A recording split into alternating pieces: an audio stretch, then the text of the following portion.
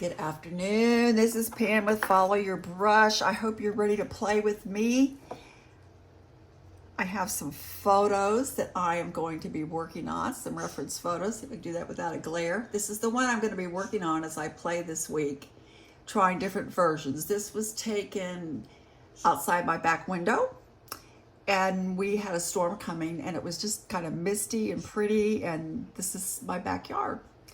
So what I'm going to do, I started yesterday with a light sketch of pen and ink, went over it with water, and then I gently went over it with some Payne's Gray. So I'm going to show you briefly what I did. We're just going to do this just a little bit each day, just to give you an idea. And if you want to follow along, you may. I always say this is not intended as a tutorial. This is just how I go about my own playtime. And that's what I'm doing here. So this is kind of a step one in getting this painting down. So like I said yesterday, I went over it with a little bit of ink like this. This is kind of a busy scene with lots of trees, and I don't necessarily want to get all of those in here because it's too busy. I'm going to focus on this tree right here and see if we can't get an idea of that. Of course, in watercolor, this is going to look different, obviously. Got some different branches coming in and out.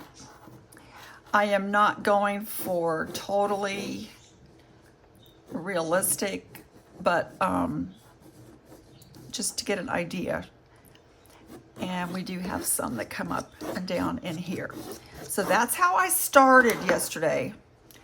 Then I came in with a wet wash, and I have my bucket here, and I have my Levinson brush. And what I did was I went over this like that, not hitting every single spot, just loosely covering the page. So maybe you can see, hopefully you can see, it's just not every single spot. Then I got out my Payne's Gray and get a nice saturation puddle of that. And I know that looks dark right now, but this is gonna dry much, much, much lighter. And I'm gonna just spread this over the whole page. So this will give me my misty look when this dries, hopefully. Just a soft mist coming over this page. And I do want to focus on the tree that's in the center. So I'm going to dry this off a little bit.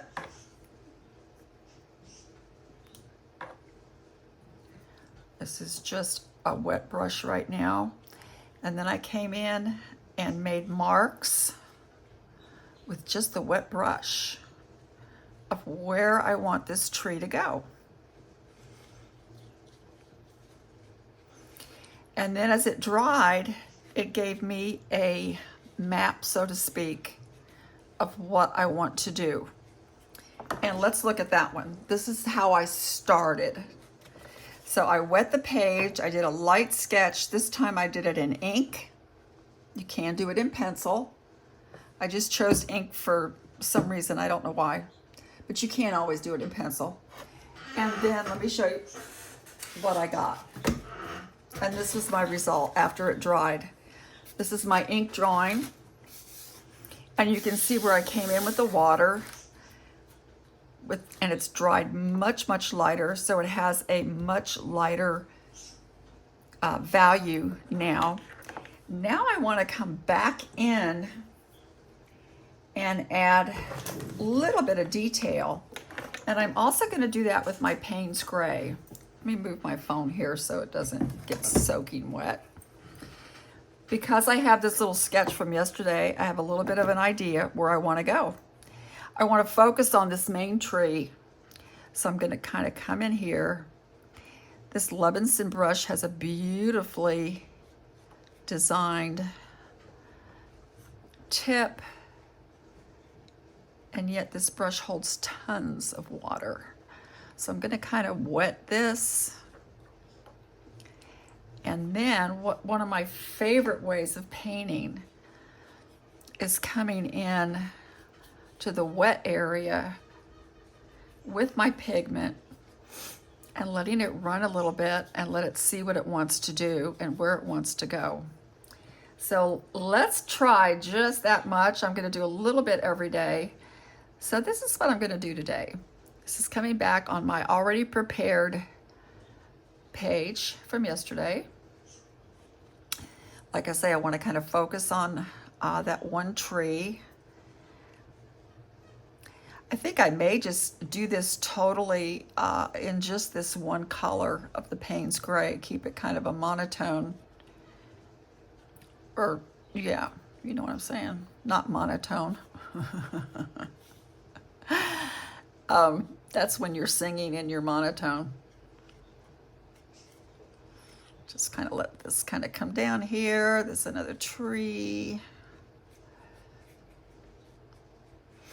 Now my ink marks are kind of just a guide at this point in time.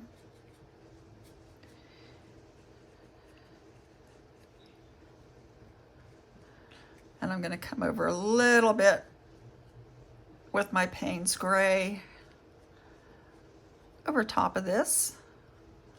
Got another light tree here and a light one here and one over here actually. That part is still dry, so I'm just going to come in lightly with this brush. It's hard to explain to you how much pressure I am putting on the brush and the paper, but I'm trying to hit it very, very lightly,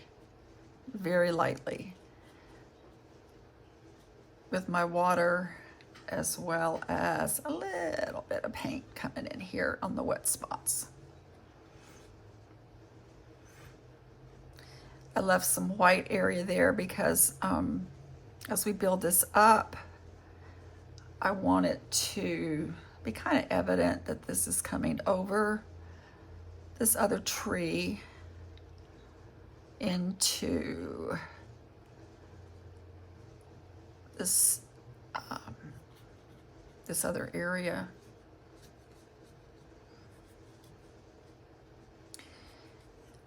You may do these any way you wish. You may do them abstract. You may do them, I'm gonna kind of lift some of that up. And as we go, this obviously is gonna dry lighter because that's what watercolor likes to do.